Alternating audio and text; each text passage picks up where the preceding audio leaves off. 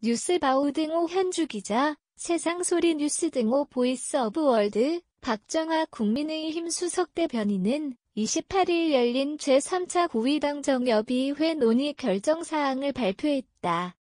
이날 삼청동 총리공관에서 진행된 회의에는 권성동 원내대표, 한덕수 국무총리, 김대기 대통령 비서실장 등이 참석했고 그 주요 내용을 요약한다. 첫째, 수해 피해 지원 대책에 지난 8월 초 3만 4천 명의 이재민과 4만여 건의 재산 피해를 발생시킨 수해에 대한 신속하고 전면적 대응을 마련하였다. 지난 8.22일 피해 정도가 심각한 10개 지자체에 대한 특별 재난지역을 선포한 데 이어 8.31일까지 선포 요건 충족 지자체에 대해 추가 선포하기로 하였다. 9월 중 복구 계획을 심의, 확정의 피해 가구에 대해 추석 전 재난지원금이 지급될 수 있도록 지자체를 독려하고 부족 시 중앙정부에서 선지급 검토한다.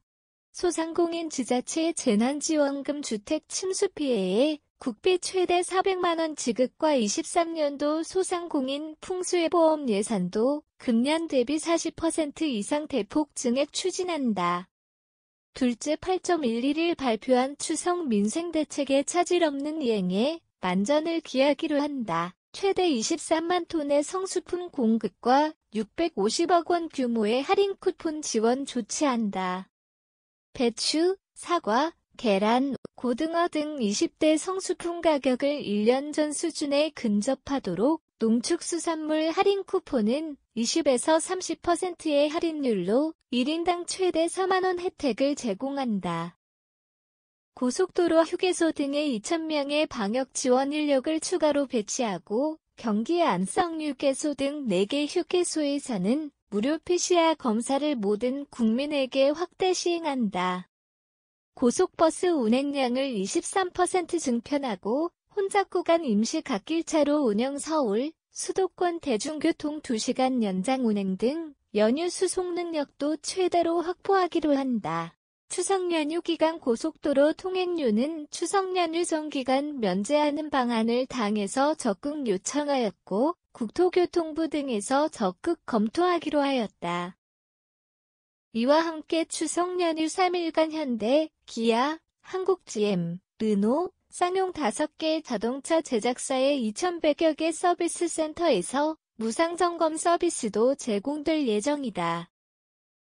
마지막으로 코로나19 방역에 있어서는 국민들의 일상을 최대한 보장하면서 빈틈없는 의료 대응 체계를 가동하여 코로나19 확산을 최소화하기로 하였다. 21년과 달리 다중이용시설 사적 모임 등에 별도 제한을 두지 않고 의료 대응 체계도 동네 병의원 대면 진료와 지정병상, 일반의 료체계의 입원이 병행된다.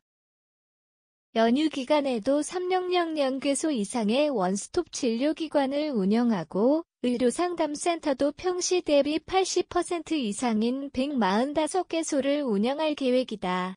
한덕수 총리는 정기국회와 추석 명절은 윤석열 정부에 대한 국민들의 신뢰를 회복할 수 있는 좋은 계기라는 취지의 모두 발언을 냈었다.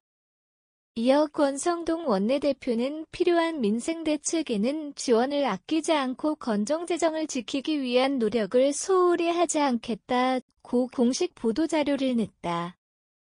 김대기 대통령 비서실장은 당 혼란을 우려해 주요 민생현안이 지연되지 않도록 당정이 하나가 되어 혼신의 노력을 다해야 한다고 당부했다.